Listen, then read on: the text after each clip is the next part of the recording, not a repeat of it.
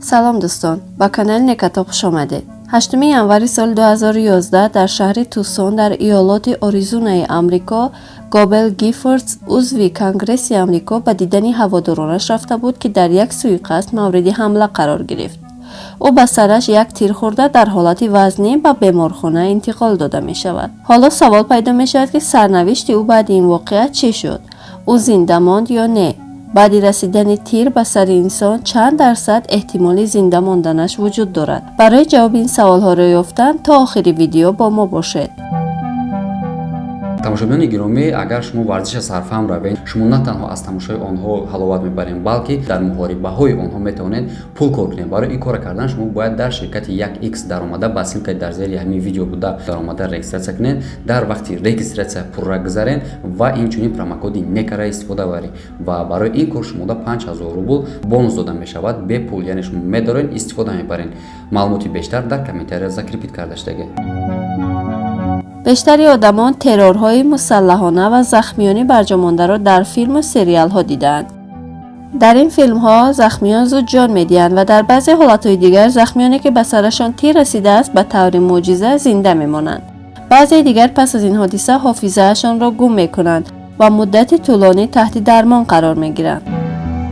اما آیا در زندگی واقعی بعد رسیدن تیر به سر انسان زنده میماند یا نه؟ با گفته دکتر کیت ال بلک، رئیس بخش جراحی مغز در بیمارخانه سیدار در مدیکال سنتر، زنده ماندن انسان از رسیدن تیر به سرش به 3 عامل وابستگی دارد. رسیدن تیر به کدام قسمت مغز سر، از سرعت تیر و برآمدن آن از مغز سر وابسته است. دکتر بلک میگوید که اگر تیر از هر دو نیمکره مغز سر گذرد، شانس زنده ماندنش پستر است و اگر از یک نیمکره مغز گذرد، شانس زیادتر می شود. در این حالت انسان می تواند یک نیمکره مغزش را از دست دهد. دکتر بلک میگوید که این حادثه به مثل آن ورتریات است که 2 موتور دارد و یک موتورش را از دست می دهد. یعنی انسانی که یک نیمکره مغز سرش آسیب دیده است نسبت آدمی که هر دو نیمکره آسیب ببیند شانس زنده ماندن بیشتری دارد. با گفته دکتر بلک همه این به آن شرط است که تیر به قسمت‌های اساسی مغز سر نرسد، یعنی به مغز درازرویه و هیپوتالاموس. این دو قسمت مغز نقش مهمی را در ادامه زندگی انسان دارد. مثلا نقش نفس‌کشی و ضربان قلب انسان از این قسمت‌ها وابسته است. اینچنین تیر نباید به رگ‌هایی که مغز سر را با اکسیژن تامین می‌کنند برسد. تیر باید به معده‌چه‌های مغز سر که پر از مایع درونی مغز سر است آسیب نرساند که وظیفه این معده‌چه‌ها محافظت از همه مغز سر است. اگر تیر به این قسمت‌ها یعنی به معده‌چه‌های مغز سر آسیب رساند، معده‌چه‌ها ورم می‌کنند و طبیبان برای نجات جان انسان باید کوشش زیاد کنند. سرعت حرکت تیر نیز خیلی مهم است. اگر سرعت تیر زیاد باشد، ضررش بیشتر خواهد بود. مثلا تیری که از کلاشنیکوف AK-47 میپرد، سرعتش و همزمان آسیبش بیشتر از پیستولت ها است. اما اگر تیر بعد پریدن به مغز رسیده از مغز برآید، آسیبش کمتر خواهد بود و اگر در مغز سر بماند، آسیبی بیشتر میرساند. قربانیان این حادثه اگر نفس کشند و فشار خونشان بلند باشد، شانس زنده ماندنشان بیشتر است. این دو عامل برای رساندن اکسیژن به مغز سر اساسی به حساب می روند. با گفته دکتر بلک، بخش فوری بیمارستانی که او آنجا کار میکند یکی از بهترین و آماده ترین بخش هاست که به این قربانیان کمک اولیه فوری میرساند تا نفس و فشار خونشان خوب باقی بماند. اما سرنوشت گابریل گیفورد عضو کنگره آمریکا چی شد؟ طبیبانی که او را معاینه میکردند یک قسم استخوان سر را جدا کردند تا ورم مغز را برطرف کنند و مغز سر کارش را بهتر کند. مغز انسان مانند یک ژله است که در یک ظرف شیشه‌ای ایستاده است.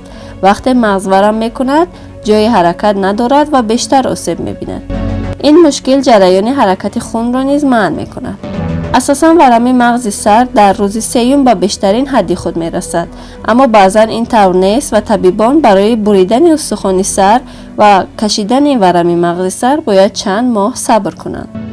گذشتن تیر از مغز سر سرایت‌های دیگر را به همراه دارد و طبیبان باید خیلی به این بیماران اهمیت دهند و وقت باوری حاصل کردند که مغز سر یگان نمود سرایت ندارد، می توانند که استخوان سر را به جایش گذاشته محکم کنند.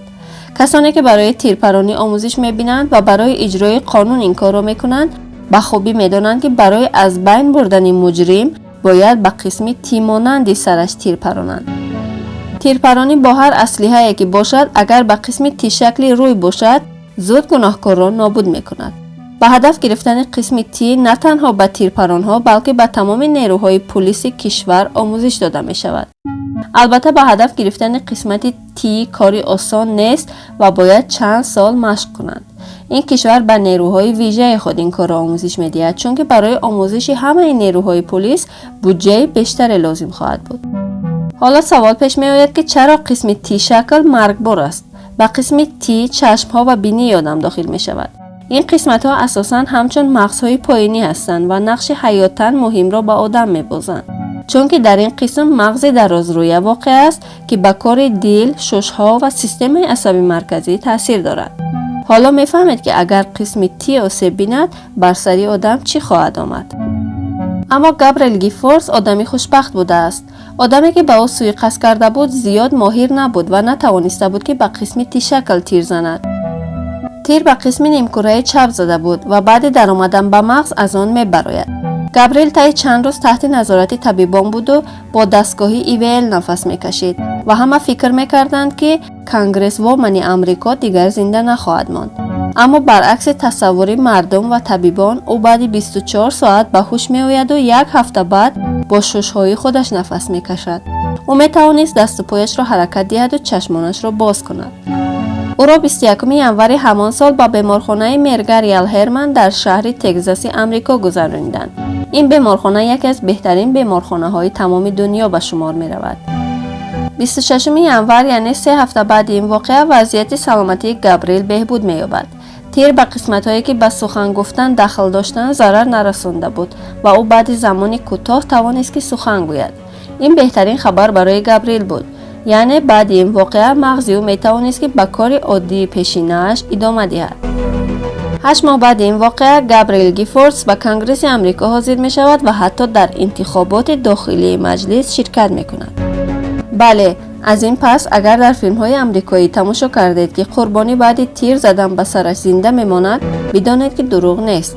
البته اگر مجرمی که تیر می پراند ماهر و یا جیمز باند نباشد. تشکر که تا آخر ویدیو با ما بودید.